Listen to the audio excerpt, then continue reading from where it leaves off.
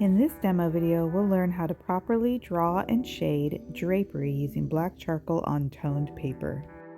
To get started, you will need toned charcoal paper, a black charcoal pencil, a graphite pencil, a blending stump, a sharpener, an eraser, and of course, a reference image.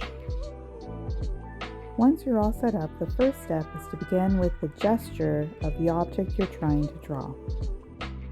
With a pencil, you will create a basic gesture sketch of the drapery using your reference image. This should be a simple contour line drawing of the drapery that fills the space, creating a strong composition. Once the main outline is complete and you know that you have a strong composition, you can then begin to add in the details. When you're drawing from reference, whether it's from real life or from a photo, as we are here, it's important that you draw what you see, not what you think you know.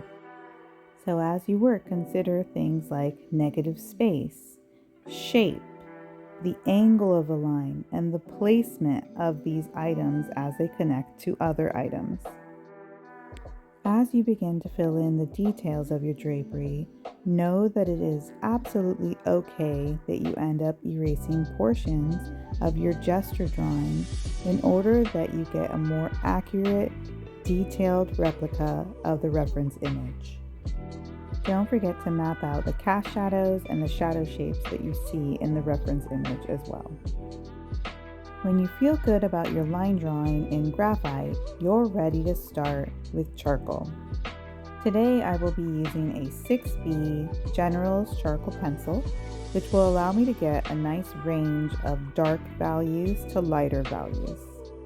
Through experience, all artists find a technique or a style that works best for them as they're working from real life.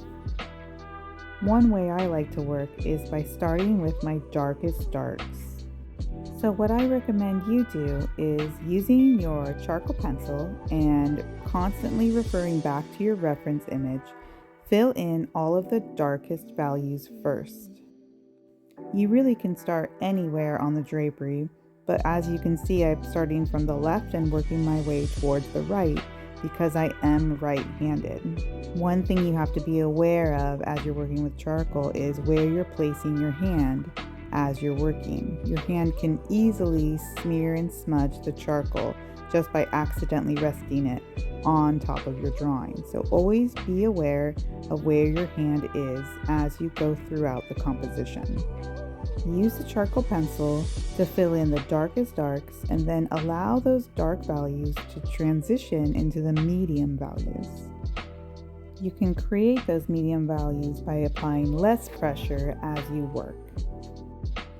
At this point, you don't need to worry about your lighter values. Just work throughout the composition, filling in all of your darkest values, allowing them to transition into the medium values by applying less pressure. I do want you to worry about the application of the charcoal. So as you start to fill in those values, make sure you're working in a circular motion, creating a nice smooth application.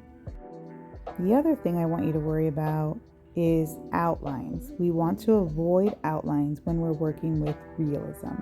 Objects in real life don't actually have dark outlines around them.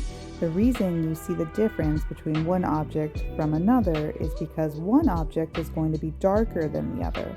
So you have to look at the reference image and determine, is the background darker or is the drapery darker? Is this fold darker or is the fold behind it darker?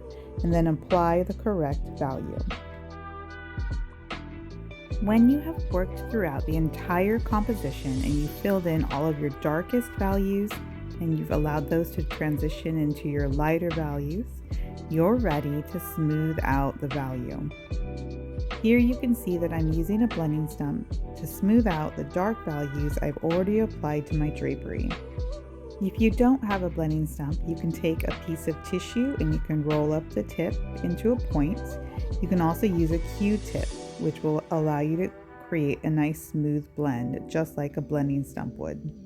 I also suggest that you use a piece of scratch paper to cover your drapery, which will allow you to rest your hand down onto the table without smearing the charcoal as you work.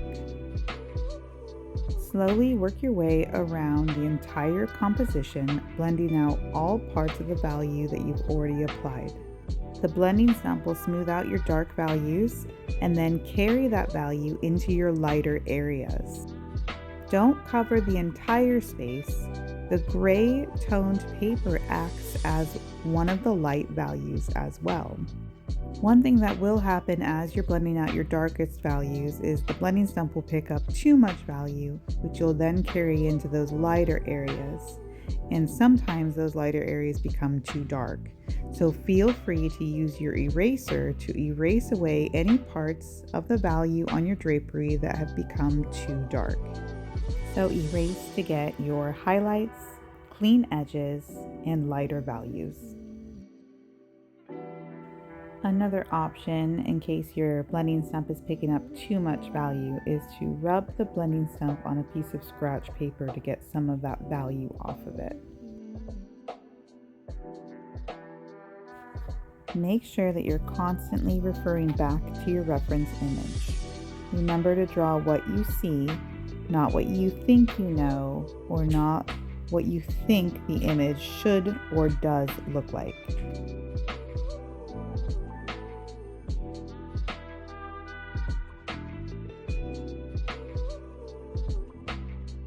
Just another quick reminder to avoid outlines. If it looks like there's an area on your drapery that has an outline, add value up against that outline, and the outline will disappear. Remember to get that nice smooth application of charcoal. Work in small tight circles, or you can work one direction and then go over that same area in a different direction.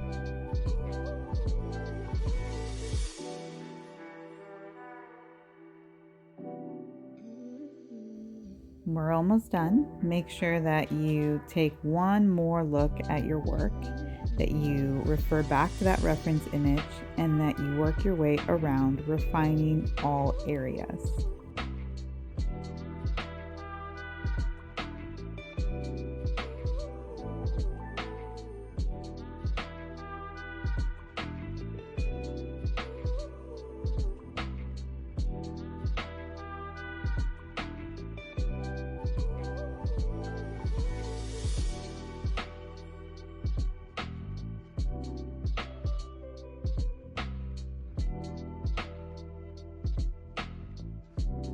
And that's it. I hope that you found this demo video helpful.